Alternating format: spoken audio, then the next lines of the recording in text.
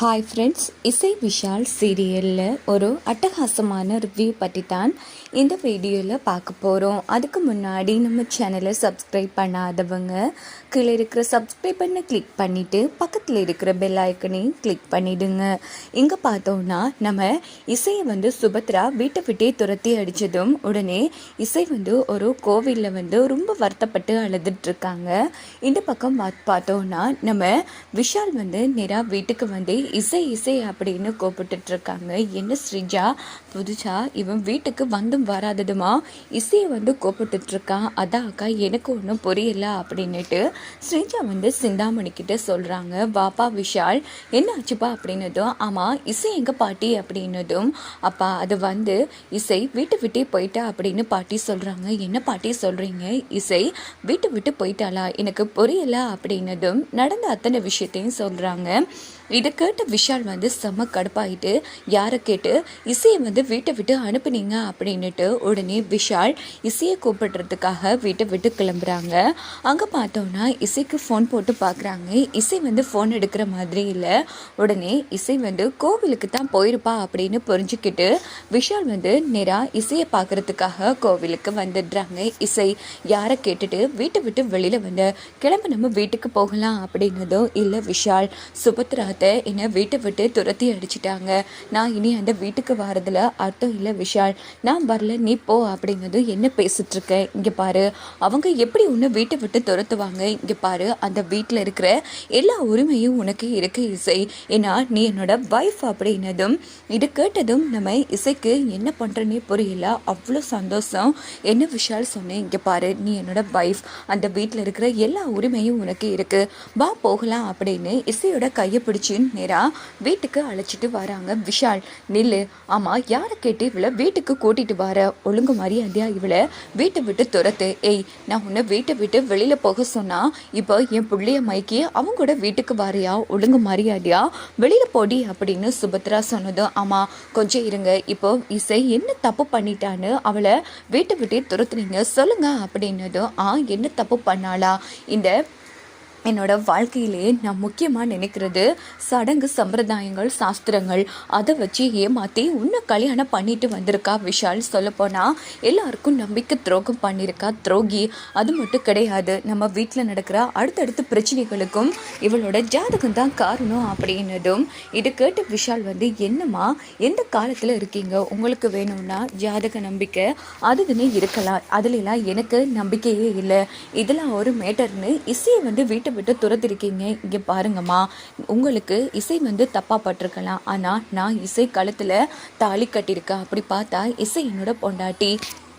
என் அனுமதி இல்லாமல் இசையை நீங்கள் வீட்டை விட்டு துரத்துனது ரொம்ப தப்புமா அப்படின்னதும், அப்படின்னா இந்த அம்மாவோட பேச்சு உனக்கு முக்கியம் இல்லை, அந்த இசைதான் முக்கியமாக போயிட்டால விஷால் அப்படின்னு சுபத்ரா கேட்டதும், இங்கே பாருங்கம்மா, நான் அப்படி சொல்ல வரல, இங்கே பாருங்க, ஒரு நிமிஷம் நல்லா யோசிச்சு பாருங்கம்மா, இசை இவ்வளோ கேவலமான விஷயத்த பண்ணியிருப்பான்னு நீங்கள் நம்புறீங்களா சொல்லுங்கம்மா. இசை இந்த வீட்டுக்காகவும் உங்களுக்காகவும் எவ்வளோ நல்லதெல்லாம் பண்ணியிருக்காமா. அது மட்டும் இல்லாமல் இசை நம்ம வீட்டுக்கு எந்த ஒரு கெடுதலும் பண்ணவே இல்லை, அதுவும் உங்களுக்கு நல்லாவே தெரியும். அப்படி இருக்கும்போது அப்படிப்பட்ட பொண்ணு இந்த ஜாதக விஷயத்தில் இவ்வளோ கேவலமான விஷயத்த பண்ணுவான்னு நீங்கள் நினைக்கிறீங்களா அப்படின்னதும் உடனே சுபத்ரா அமைதியாக யோசிக்க ஆரம்பிக்கிறாங்க. இங்கே பாருங்கம்மா, ஆரம்பத்தில் எங்கள் எல்லாரையும் விட இசை மேலே பாசமும் மரியாதையும் வச்சிருந்தது நீங்கள் தாம்மா, இன்னைக்கு இசையை வெறுத்து ஒதுக்குறதும் நீங்கள் தான். இங்கே பாருங்கம்மா, இசை முக்காடு போட்டு ஏமாற்றி கல்யாணம் பண்ணிக்கிட்டா, அதை நான் ஒத்துக்கிறேன், அதுக்கு பின்னாடி கண்டிப்பா ஒரு காரணம் இருக்குமா, அதை என்னால புரிஞ்சுக்க முடியுது.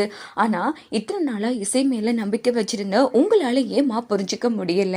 இங்க பாருங்கம்மா, கூடிய சீக்கிரமே இசை எதுக்காக முக்காடு போட்டு ஏமாத்தி கல்யாணம் பண்ணாங்கிற உண்மையை நான் உங்களுக்கு நிரூபிக்கிறேன். அதே மாதிரி இசை இந்த ஜாதக பிரச்சனையில அவ தலையிடவே இல்லை, அவளுக்கும் இதுக்கும் எந்த சம்மந்தமும் இல்லைன்னு அதை நான் நிரூபிக்கிறேன். தயவு பண்ணி கொஞ்ச நாள் மட்டும் டைம் கொடுங்கம்மா. ஒருவேளை இந்த ஜாதகத்தை மாற்றினது இசை தான் அப்படின்னு தெரிஞ்சா கண்டிப்பாக இசையை நானே வீட்டை விட்டு விரட்டுறேன் அப்படின்னதும் விஷால், அவளே ஒத்துக்கிட்டு தான் வீட்டை விட்டு போனா, நீ என்ன புதுசாக பேசிட்டு இருக்கா அப்படின்னு சிந்தாமணி சொன்னதும், இங்கே பாருங்க, எனக்கு இசையை பற்றி நல்லாவே தெரியும், யாரோ ஒருத்தங்களை காப்பாற்றுறதுக்காகத்தான் இசை இப்படி வேணும்னு பண்ணியிருக்கா.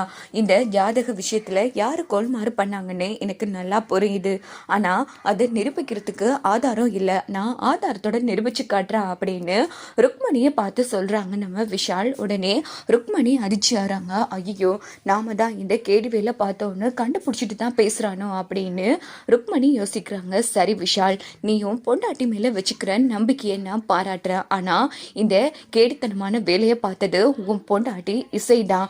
உன்னால் அதை நிரூபிக்கவே முடியாது.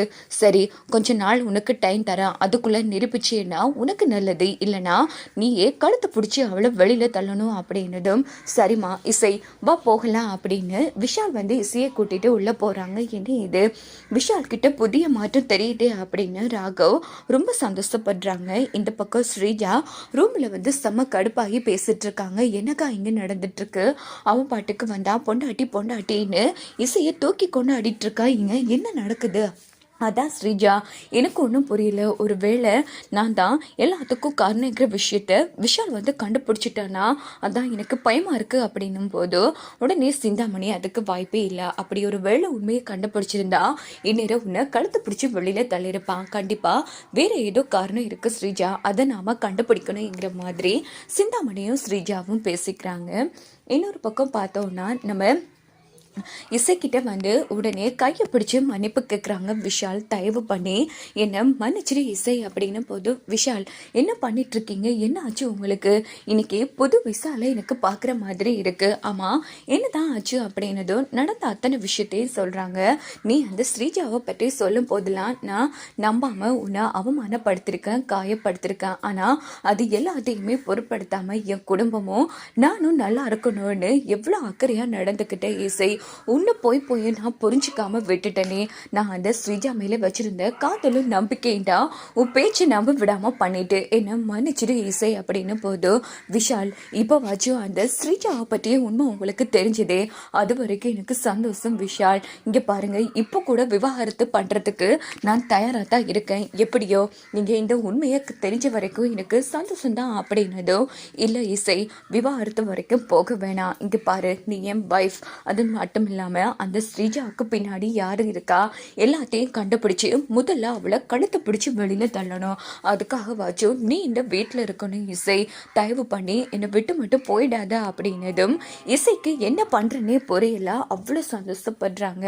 ரொம்ப தேங்க்ஸ் விஷால், இந்த இதை இவ்வளோ சீக்கிரம் நடக்கும்னு நான் கொஞ்சம் கூட எதிர்பார்க்கல அப்படின்னு ஸ்ரீஜா ரொம்ப சந்தோஷம் நம்ம இசை ரொம்ப சந்தோஷப்படுறாங்க. சரி, அதெல்லாம் இருக்கட்டும், என்னை பார்த்து ஏன் மேலே சத்தியம் பண்ணி சொல்லு, இந்த ஜாதகத்தை மாற்றி வச்சது நீ தானா அப்படின்னதும் இசை அதிர்ச்சி ஆகிறாங்க. ருக்மணி தான் இல்லாமல் போவேன்னு மிரட்டிருப்பாங்க இல்லையா இசையை, அதை நினச்சி பார்த்துட்டு இசை உடனே இல்லை விஷால், உங்கள் மேலே இருந்த ஆசையில் நான் தான் வேணும்னு ஜாதகத்தை மாற்றி வச்சேன் அப்படின்னு போது என்ன இசை, இதை போயும் என்ன நம்ப சொல்கிறியா? இங்கே பாரு, நீ எப்படிப்பட்டவன்னு நான் இன்னைக்கே உன்னை புரிஞ்சுக்கிட்டேன். அதனால கண்டிப்பாக சொல்கிறேன், இதுக்கும் உனக்கும் எந்த சம்மந்தமும் கிடையாது. என் மேலே சத்தியம் பண்ணி சொல்லு, நீ தான் இதை மாற்றி வச்சியா சொல்லு அப்படின்னதும் இல்லை விஷால். உடனே இசை ருக்மணி தான் இதுக்கு காரணம்ங்கிற உண்மையையும் அவங்க மிரட்டினாங்க இல்லையா, இந்த உண்மையை சொன்னால் நான் இல்லாமல் போயிடுவேன்னு, அதையும் நம்ம விஷால் கிட்ட சொன்னதும் இதை கேட்டு விஷால் அதிர்ச்சி ஆகிறாங்க. அப்படின்னா இதுக்கு பின்னாடி இருக்கிறது உன் சித்தி தான் இல்லை, இப்போ வேணா என் அம்மா கிட்ட நிரூபிக்கிற இசை அப்படின்னதும் இல்லை விஷால் வேணாம், இதனால் பாதிக்கப்பட போகிறது என் சித்தியும் என்னோட தங்கச்சி வர்ஷினியும் தான், இப்போதைக்கு வேணாம் விஷால் ப்ளீஸ் அப்படின்னு நம்ம இசை கெஞ்சுறாங்க. இப்படியும் பார்த்தோன்னா கண்டிப்பாக விஷால் நிரூபிப்பாங்க. வாங்க